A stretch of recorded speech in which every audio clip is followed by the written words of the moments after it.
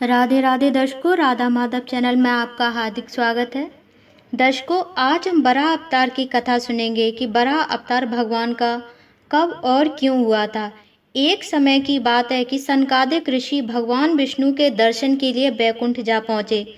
द्वार पर भगवान के पार्षद जय और विजय ने उनका मार्ग रोक लिया। तब उन सनकादिक ऋषियों को क्रोध आ गया और उन्होंने पार्षदों को श्राप देते हुए कहा कि तुम अपनी भेद बुद्धि के दोष से इस बैकुंठ लोक से निकलकर उन पाप योनियों में जाओ जहाँ काम, क्रोध और लोभ रहते हैं। जब जय विजय ने सनकादिक ऋषियों से क्षमा याचना करने लगे, तब जैसे ही भगवान विष्णु को पता चला कि उनके पार्षदों ने शनका आदि ऋषि का अनादर किया, तो वे तुरंत लक्ष्मी सहित द्वार पर आ पहुँचे। तब भगवान ने कहा, मेरे पार्षदों ने आपका अपराध किया है, आपने उन्हें दंड देकर उचित किया।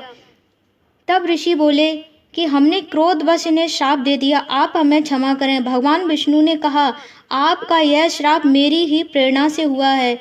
ये दैत्य योनि में जन्म तो लेंगे, पर क्रोधावेश से बढ़ी हुई एकाग्रता के कारण शीघ्र ही मेरे पास लौट आएंगे। प्रभु की इस लीला को फलस्वरूप तपस्वी कश्यप जब सूर्य के समय संध्या पूजन करने लगे, तभी उसी समय उनकी पत्नी दिति ने उनसे संतान प्राप्ति की कामना व्यक्त करने लगी।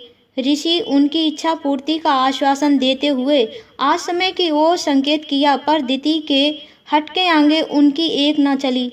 बाद में ऋषि ने कहा कि तुमने चतुर्विधि अपराध किया है, इस कारण तुम्हारे गर्भ से 2 अत्यंत अधम और क्रूर कर्मा पुत्र उत्पन्न होंगे। उनके कुकर्मों और अत्याचारों से धरती व्याकुल हो जाएगी। वे इतने तपस्वी, इतने तेजस्वी होंगे कि उनका वध करने के लिए स्वयं नारायण को 2 अलग अलग अवतार ग्रहण करने पड़ेंगे। समय आने पर दिति ने 2 पुत्रों को जन्म दिया। उन दैत्यों के धरती पर पैर रखते ही पृथ्वी, आकाश और स्वर्ग में अनेकों उपद्रव होने लगे। वे दोनों जन्म लेते ही पर्वताकार और परम पराक्रमी हो गए। कश्यप ने बड़े पुत्र का नाम हिरण्यकश्यप और छोटे पुत्र का नाम हिरण्याक्ष रखा। दोनों एक दूसरे से प्राणों से अधिक प्रेम करते थे। दोनों ने देवताओं को पराजित कर स्वर्ग पर अधिकार कर लिया। एक बार हिरण्याक्ष ने सोचा, मृत्यु लोक में रहने वाले लोग पृथ्वी पर रहकर यज्ञ पूजन आदि करेंगे, तो जिससे देवताओं का बल और तेज बढ़ेगा।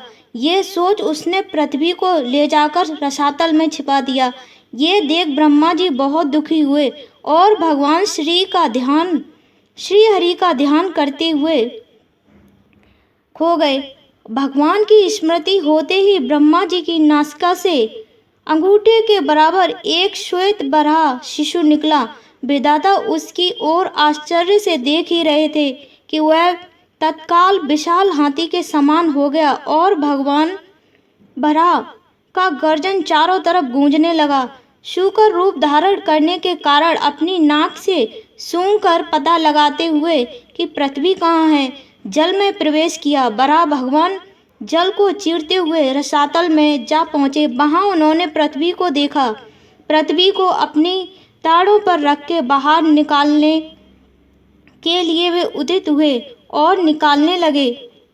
पृथ्वी को बाहर निकालते ही वे पृथ्वी को निर्दिष्ट स्थान पर स्थापित ही कर रहे थे कि वहाँ हिरण्याक्ष आ गया और उसने भगवान को युद्ध की चुनौती दी। फिर दोनों में भयंकर युद्ध हुआ।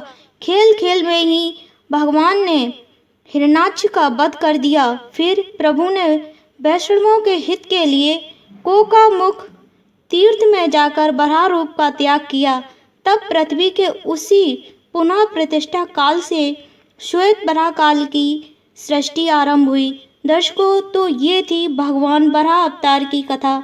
अगली कहानी में फिर मिलेंगे, तब तक के लिए जय जय श्री राधा कृष्ण।